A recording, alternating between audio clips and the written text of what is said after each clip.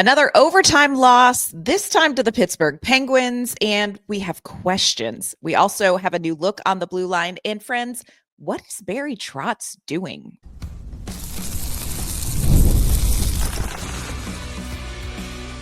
You're Locked On Predators, your daily podcast on the Nashville Predators, part of the Locked On Podcast Network, your team every day.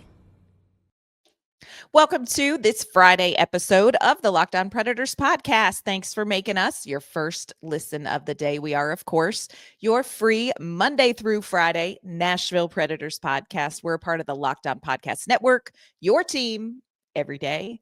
Do want to kick off our Friday episode with a shout out to our Locked On Predators insiders and our everydayers. We appreciate your support and we love breaking down this crazy Nashville Predators season with y'all.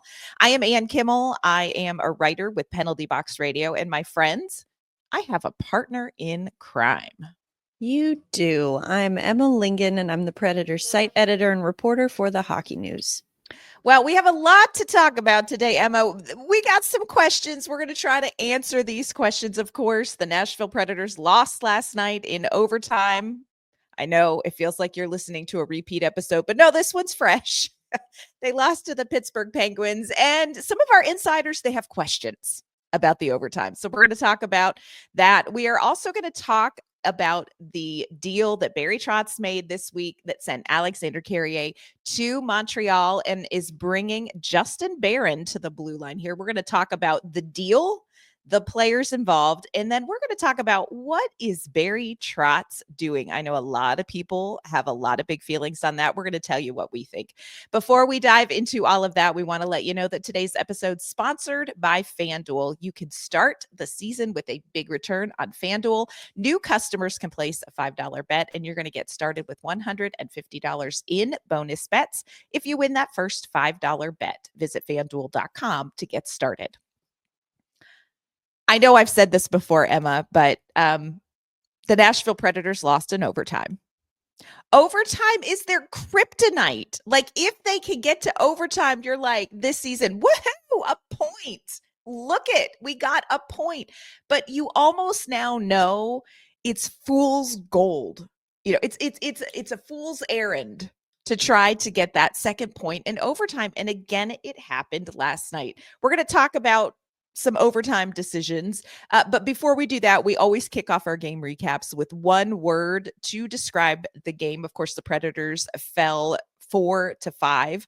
Emma, when you look at this game, a lot of ups and downs to it, but how would you describe what we saw last night in one word or more? Our show, our rules.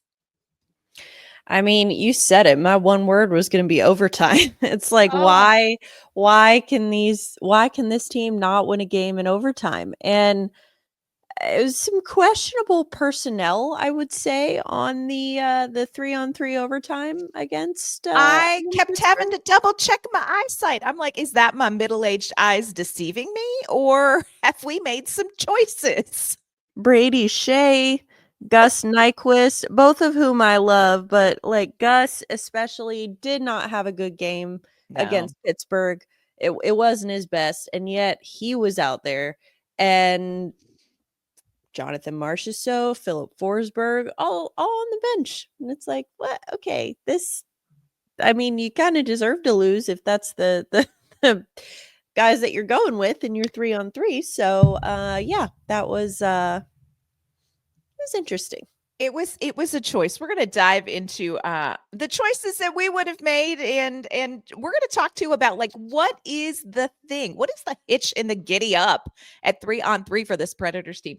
My one word to describe last night's game, one of my favorite names. This is a name that I told my children, when you have a son, you must use this name. Now, I have my first grandson born in October. He is not named this, but I whisper it in his ear sometime. My one word is Hercules Mulligan from the musical Hamilton, and he was a real historical person. Hercules Mulligan in the musical Hamilton, he says, we're in the shit now, somebody's got to shovel it. And he also says, when you knock me down, I get the F back up again. That one is not word for word, but we're trying to, keep it a family friendly show. I love Hercules Mulligan. I love him. I would say to my kids all the time when Hamilton came out, if one of you does not name your firstborn son Hercules Mulligan, I don't know what I'm going to do with you. But I love Hercules Mulligan. Just historically, he owned a haberdashery store. First of all, mad respect for a man who owns a haberdashery store. I love that. But what was great about Hercules Mulligan is he was like hardcore about the American Revolution. Like, he was a spy, he was a tailor, and so when these he was sewing their pants while he was sewing the British soldiers' pants. He was spying. Yep, he was spying while he was sewing their pants. There's a whole rap about it. One of these days, Emma and I will perform it. But he also did like really badass things. Like, he stole British cannons, which I'm like, yeah, you did. And then he and a couple of guys knocked over a statue of King George, stole it, melted it, and made bullets out of it, and then shot them at the British forces. And I'm like, you are amazing. Passive aggressive, but that's amazing. Like next level petty. I'm here for it. I love it. 100%. I'm like, this is the kind of warfare I am here for. Not just like we're shooting at you, but we're shooting at you with bullets we made from the guy who sent you to the battlefield statue. And I really feel like right now, Nashville is starting to find as a team their Hercules Mulligan. They're starting to understand that when you're in the poop, you got to shovel it. But also, they need somebody who's going to go, you know what we're going to do now? We're going to go steal a statue and melt it into bullets and shoot them at you. And where is that guy? And here's who I think that guy is. And this is going to lead into our overtime discussion. I think that guy might be Philip Forsberg. And we did not see Philip Forsberg in overtime. Now, I will say this for those of you who maybe weren't at the game, and I don't think this comes up on the broadcast, but one of the in-game games that Wayne D does is he does sub or above, and he gives you a stat at the beginning of the game, and somebody says above or sub based on whatever the question about the stat is. And if you get it right, your whole row wins a sub to Jersey Mike's, which is fabulous. The stat was, will Philip Forsberg have sub or above 2 shots on goal with like 10 minutes left in the game? And I mean, we're like, oh my gosh, just start making the subs. Obviously, he's going to have more than 2 shots. Philip Forsberg, when they check back in, it was a little bit awkward. You said he would have more than 2 shots. How many shots has Philip Forsberg taken this game? Y'all, the answer, 0. 0. We need Philip Forsberg to steal a statue, not the Pecorine one, but steal a statue figuratively, melt that shit down, put it into bullets, and shoot them. And this comes back to the question of, we look at the lineup for overtime, and I'm looking out there and I'm like, I don't see Philip Forsberg. Emma, what is going on with that? And like, okay, we know we don't have Yossi. Yossi, he's a staple when you're going to do overtime. You know you're going to get Yos out there. Who would you have put out, and what in the what? What in the what? That's just the question I can ask when I look at the overtime. Yeah, I mean, I for sure would have put Forsberg out there. I would have put Jonathan Marchessault out there. He's got a 5-game point streak. He's got 4 goals and 3 assists in the last 5 games. He has the swagger of Hercules Mulligan. Put him on the battlefield. Yeah, he does. So I really don't know. I would have put both of those guys out there. And instead it was O'Reilly, Nyquist, and Skjei. Very confusing. Very confusing. Very confusing. Yeah. And of course, it didn't take long for, and here's the thing. We talked to Andrew Burnett. We talked to the players. Of course, media asks the questions that you want to know. Doesn't mean we always get an answer that, the fans like. But we do ask the questions, and the questions are asked like, hey, man, y'all just can't seem to win when it comes to overtime and 3-on-3. What is that about? And obviously there's more ice.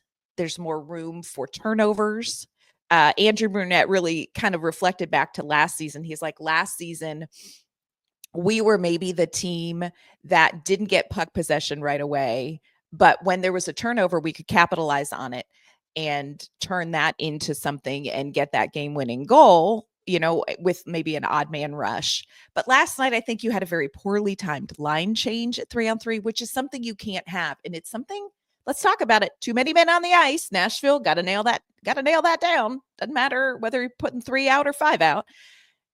And one little mistake in overtime, one little mistake at 3-on-3, especially when typically teams have their fastest and best offensive weapons out there, it can turn on you. And Nashville just really, it's not fallen Nashville's way. They've been the team that's gotten the puck and then turned it over, and the other team has had that odd man rush. So it's just not, I don't know, Emma.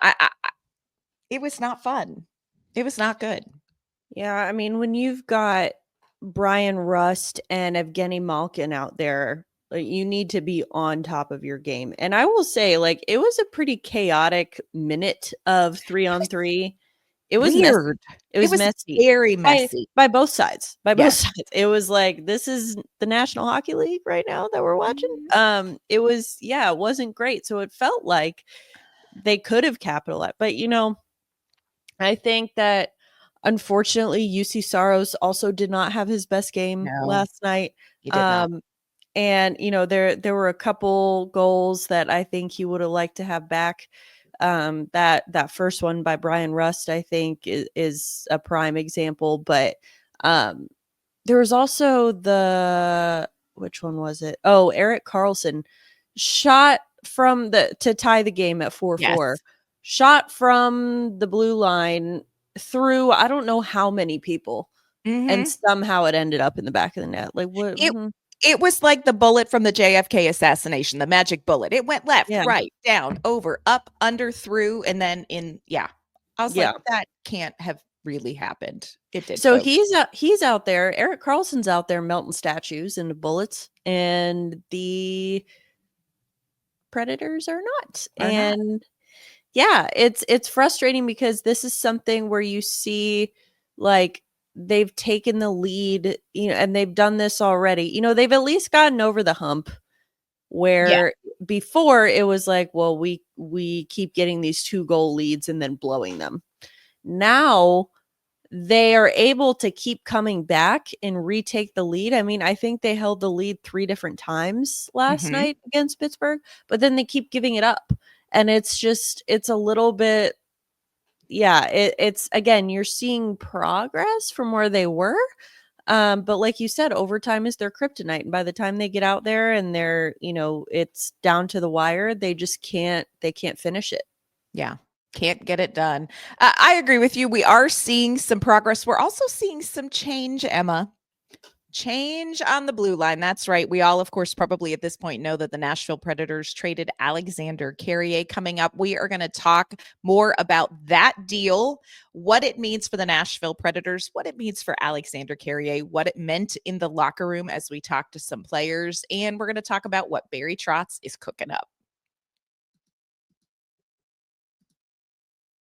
Today's episode is sponsored by Prize Picks. If you love sports, you are going to love Prize Picks. It's the best place to turn your sports knowledge into real money. Whether you love hockey or football or any of your other favorite sports, Prize Picks is going to make it easy to get in on the action.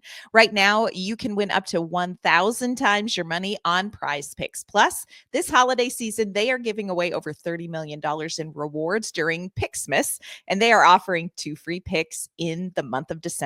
When your picks hit, Prize Picks makes it easy to cash out. You can get your money in as fast as 15 minutes. Download the Prize Picks app today and use our code LOCKEDONNHL to get $50 instantly after you play your first $5 lineup. That's right, $50 instantly. Check out all the action at Prize Picks. Run your game.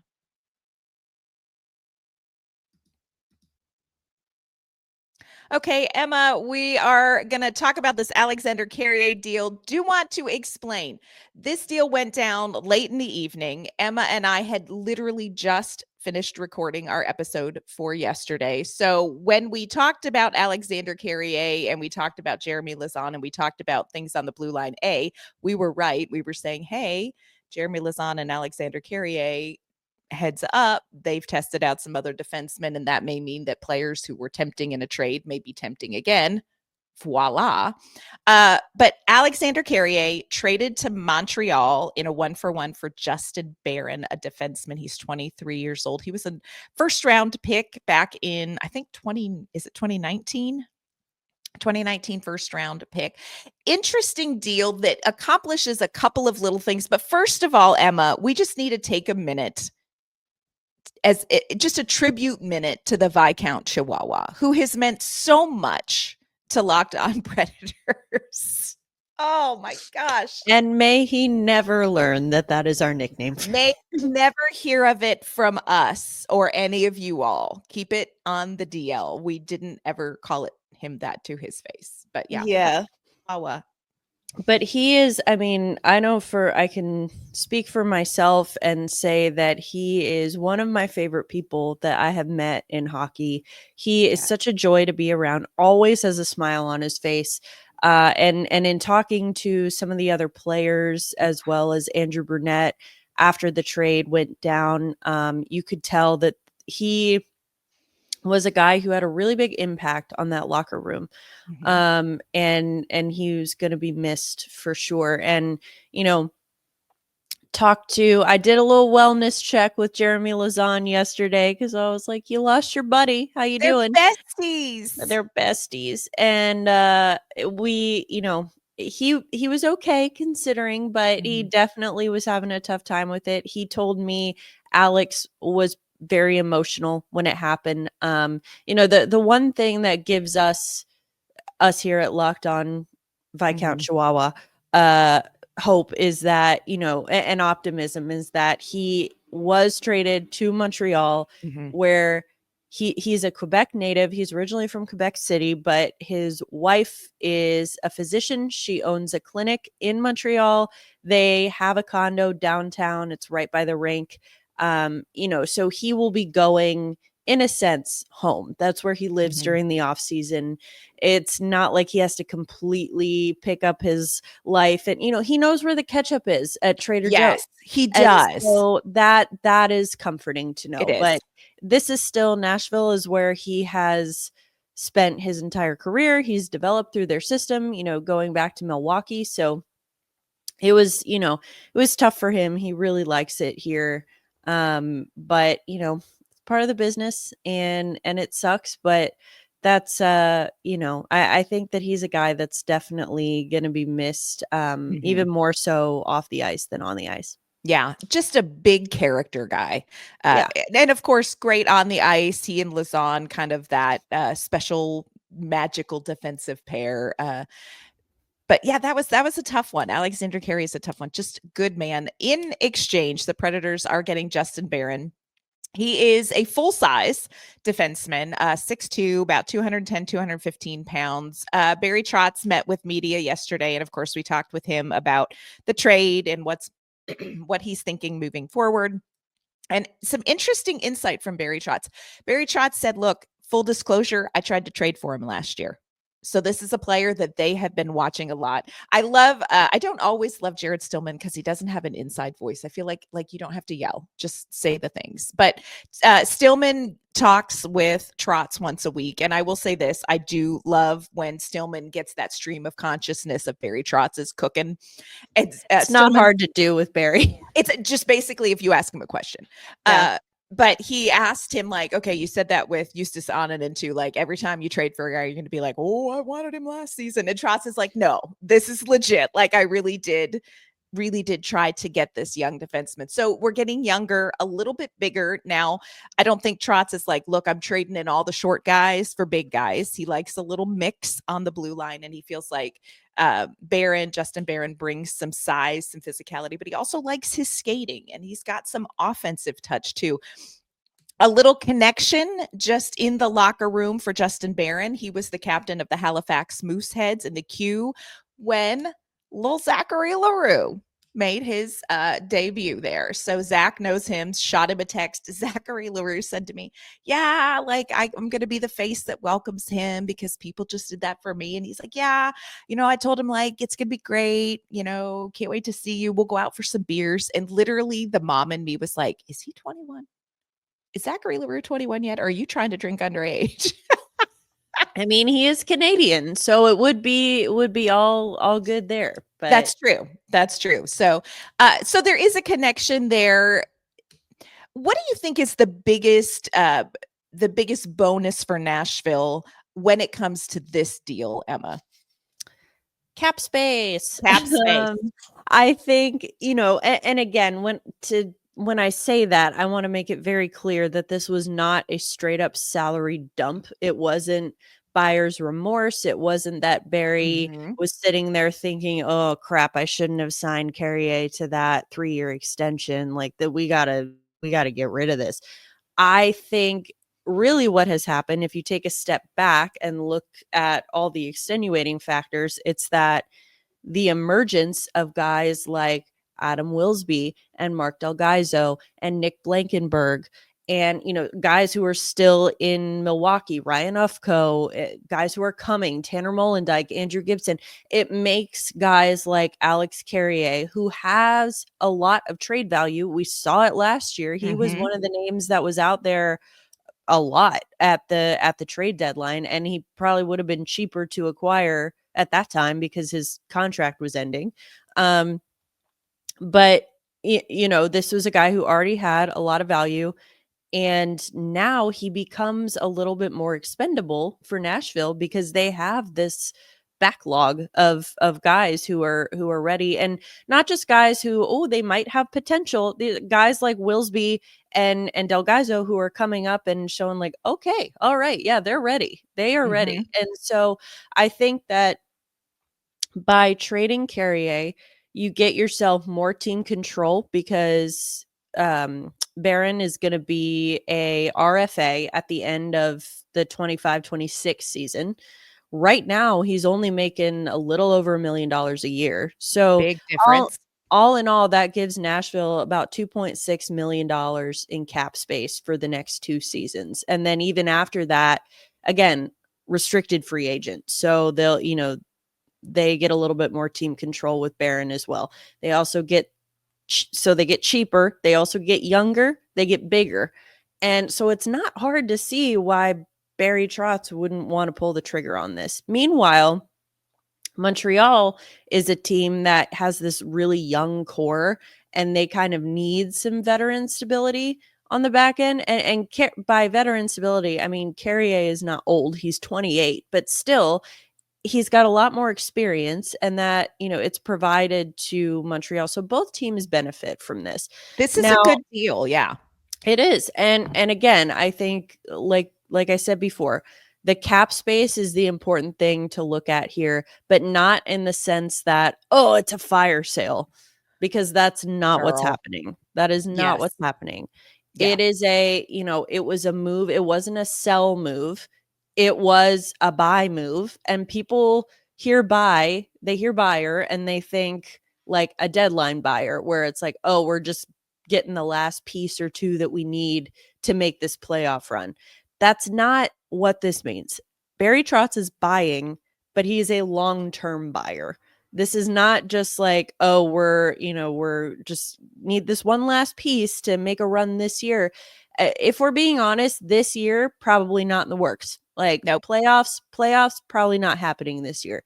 No. So, but he's looking long-term and buying for the long term. And Justin Barron is a guy who can buy for the long term. And Barry Trotz said, don't be surprised if more moves happen. Like, you got to look at this move and think like, all right, this is a precursor to something else.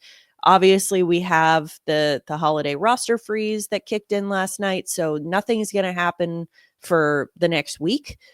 But these GMs and executives are still working behind the scenes, And it depends on other things too. It depends on where other teams are in their timeline and what they're looking for. And, I just think that people, it's low hanging fruit to look at a trade like this in a vacuum and just be like, oh, it's a salary dump.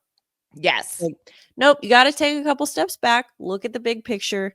And again, I am not blindly defending Barry Trotz. I'm not beholden to Barry Trotz. I don't owe him anything. I don't work for him. I'm not related to him. It is what it is. This is my honest opinion. Knowing how he operates, and as a GM, it is his job to operate in like multi-year chunks and looking ahead and not just at this year. Now that it's pretty clear playoffs not happening this year, he's got to look to the future. And if there's a deal that can be done that's going to help this team not only in the present but also in the future while still keeping their core intact, he's going to make that deal. Yes.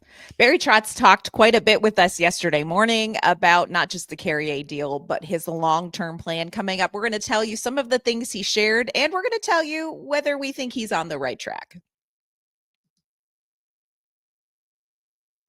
Get ready to get in on NFL action with FanDuel, America's #1 sportsbook. Right now, new customers can bet $5 and you're going to get $150 in bonus bets if you win. The FanDuel Sportsbook app gives you everything you need to place live bets on the NFL, and it's all in one place. So when you get a hunch in the middle of the game, you can check out the latest stats, view live play-by-play, and so much more. And it's all going to be right there on the same page where you place your bets. Just visit FanDuel.com to join today. Again, you're going to get started with $150 in bonus bets if you win that first $5 bet. That's FanDuel.com. Never waste a hunch and make every moment more with FanDuel, an official sportsbook partner of the NFL.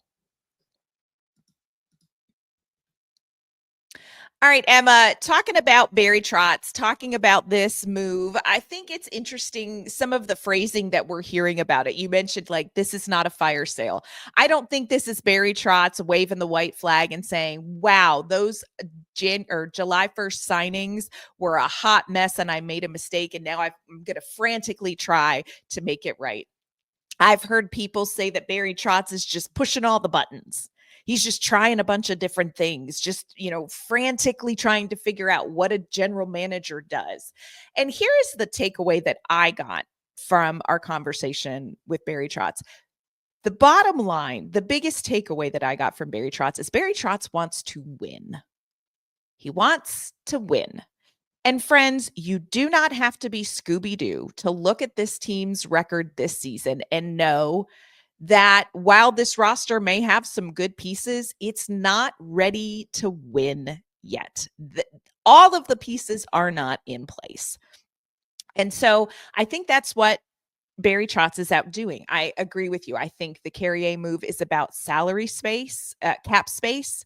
I think it is going to open opportunities for Barry Trotz to maybe make some other moves where he has now seen over the course of 30 some games. Look, this team is missing something that they must have to be more competitive in this particular role.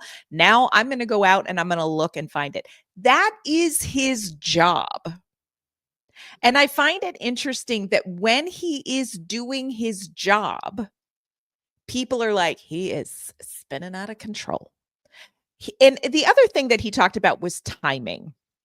Timing is everything. And so what that means is that Barry Trotz is not going to make one phone call about Justin Barron at the, sometime last season and inquire about him and hear a no, we can't get a deal done and go, well, there went that.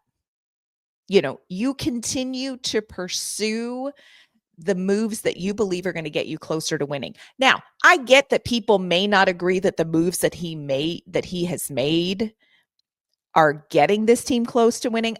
I would say he's warmer more than cooler. And again, we don't get paid to defend Barry Trotz. Barry Trotz don't care what we think at Locked On Predators. He would be very entertained by us, but I just think he's not going to lose sleep over our thoughts. But what gets me is the people who are like, it's bad in Nashville. The general manager made a deal. He could have traded Carrier at the deadline and he didn't. And now he's got buyer's remorse. No, he doesn't. It's about timing. And he is seeing what this team with those big July 1st additions can do. And he can see from this team what else is not here that we need. And it is his job to identify those things and to go get them. So if Barry Trotz looks frantically busy, it's because it's a busy job. It's a busy job. And I agree with you. He is not done. He is not done. And he wants to win. And he is going to do that by doing a couple of things. He is going to give younger players an opportunity. Yesterday morning, he talked about, look, this is where we're at. I know where the team is. I get it. Like, he's not kidding himself. And so he said, what we're going to do is we're going to take this time and we're going to bring up somebody at some point like Joachim Kimmel, Vinny Hinostroza, Ozzy Weisblatt. Let's see what they can do. Okay, this time is still useful. We may not make the playoffs, but the time has to still be useful. So they're going to develop and bring some players up and see what they have. They're going to make some cap space, and they are going to pursue the pieces they don't have. That is his job. And I find it so interesting, the short-term spin that people have put on this. He's waving a white flag. He is out of control. He's trying to push all the buttons to figure it out. Literally, this is his job. It's literally the job description. It's He's the trying gig. to, It's and the gig. I would also like to just point out that I'm fairly confident in saying that the same people who are saying, oh my gosh, he's spinning out of control, he's doing all the things, he looks panicked, are the same people who would be complaining if he sat back while this team was dead last in the league and did absolutely nothing. People would be, those same people would be, what the hell is Barry Trotz doing? Like, the team is bad. He needs to fix it. He needs to go do something. And now he's doing things and people are like, whoa, like, well, what's he doing? And it's like, well, clearly he cares and he wants to win. The team is not winning right now, so you have to do something. And again, a panic move would be like acquiring a guy who only, who's a UFA after this year. Like, it would be going and getting like short-term pieces like, crap, we got to win right now. No, the moves that he's making, like Justin Barron, like Justus Onanen, like, like you said, if they end up calling players up from Milwaukee, and then, players that they've been linked to in trade rumors, they're all guys who would get them younger and for longer term. And so that's what he's doing. He's not panic buying. It's not like I said, when I say buy, it doesn't have the same meaning that it would at the trade deadline. When it's like, oh, we got to buy right now to win right now. Yeah. No, and we're going to overpay. We're going to overpay, but we got to get it. He's not doing that. Because this is our only shot to get it. No, because it's not their only shot. And he's looking at these things and saying, like, again, like you said, and he's very aware of where the team is right now, and that they shouldn't be there, but they are. And so he's trying to address that by going out and, trying to acquire these other pieces that are not just going to help this team now, but help them in the future. So I just find it fascinating because we've already talked about how, once the team got off to a bad start, that everyone suddenly was turning on Barry Trotz. And it's like, or, well, actually, no, we're seeing kind of the evolution of the fan thought process here, because first they were turning on Andrew Brunette. Why can't he get anything out of these players? He needs to be fired. Now the focus has turned to Barry Trotz because he acknowledges that the team isn't winning and tries to literally do his job to help the team win. And now people are like, oh my gosh, he's making too many moves. He's panicked.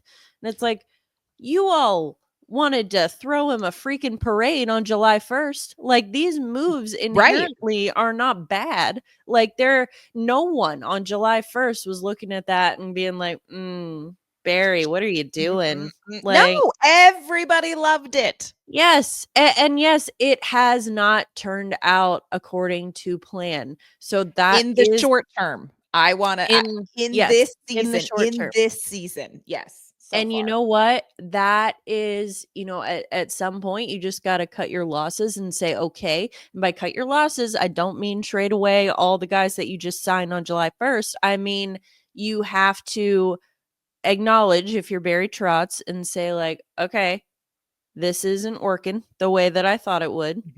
The way that not just he thought it would, the way that essentially everybody thought it would. So, and what he said yesterday morning to us was, you can't explain the unexplainable. Like they have no business being this bad, and yet they are. And so he is now actively trying to address that. And so it's like, again, I don't understand people, and it's not even just Nashville fans either. It's people like national writers and reporters too, who are saying like, I don't know, Barry Trotz, what are you doing? I'm like, he's doing his freaking job. Like, what is he supposed to do? Just sit back and be like, can't win them all. Like, I mean, like, I love that. No one would be happy with that either. So it's just like, my grandfather used to have a saying, and the older I get, the more I'm like, that is so wise. He used to say, some people would kick if they had both legs cut off. Yeah. And I think you are seeing that with Barry Trotz. I think you hit the nail on the head. If he does nothing, then then people will say he is blind to the problems with this team. He is now out there addressing the problems with this team. And look, Alexandre Carrier was not a problem with this team, but by making this Justin Barron trade, he opens up some cap space. He gets this team younger for a longer term run, and he makes it more possible to address a specific spot or to pursue a specific player to improve. He can't do nothing and do something and tick everybody off at the same time. And yet here we are. Well, and again, Carrier became expendable, not because of anything he did, but because of the depth that they've built up in this system. And he's a guy who has value that obviously a team like Montreal said, yes, please, we'll take him. And so that was able to work out. But then also I want to point out with the whole Barry is panicked narrative, let's remind everyone again, the roster freeze kicked in last night.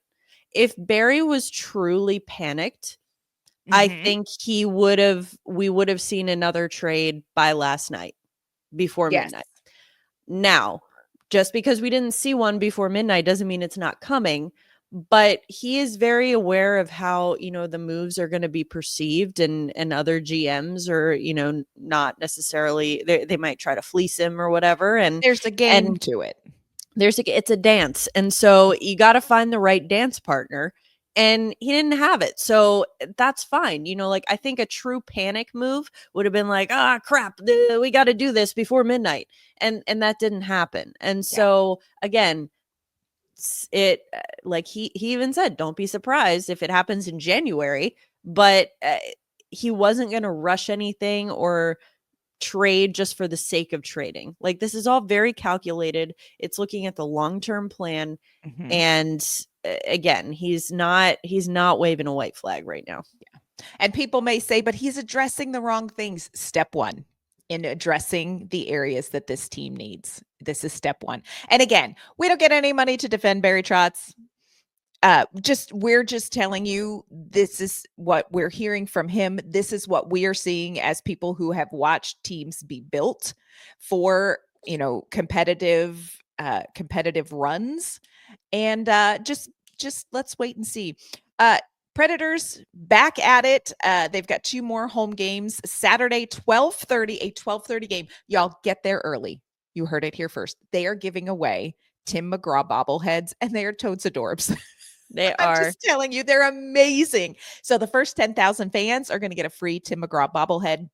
Secretly, I got one, and it is going to be a Christmas gift for my son who loves the Preds. Very excited about it. I hope he doesn't listen. Gosh, crap. Might have to edit that out. Anyway, but get there early for the 12:30 game on Monday. They have one more game before the holiday break. On Monday's show, we are, of course, going to recap Saturday's game. We'll preview the game on Monday. We're also going to have some conversations next week over the holiday week about reframing expectations and goals for this Nashville Predators team. So make sure you tune in for that. We will be along for the ride next week as well. Emma, before we sign off on this Friday episode, will you let everyone know where they can find you and your work? You can find me on Twitter and Instagram at Emma_Lingen, and you can find my work at the Hockey News. And you can find me on social media at @NK_Mama on Ice. You can find my work with Penalty Box Radio as well. Friends, that's going to do it for this week's episodes of the Locked On Predators podcast. Thanks so much for hanging with us this week and for making us your first listen each and every day. We are going to be back on Monday. Lots more hockey to talk about with this Predators team. We will see you then.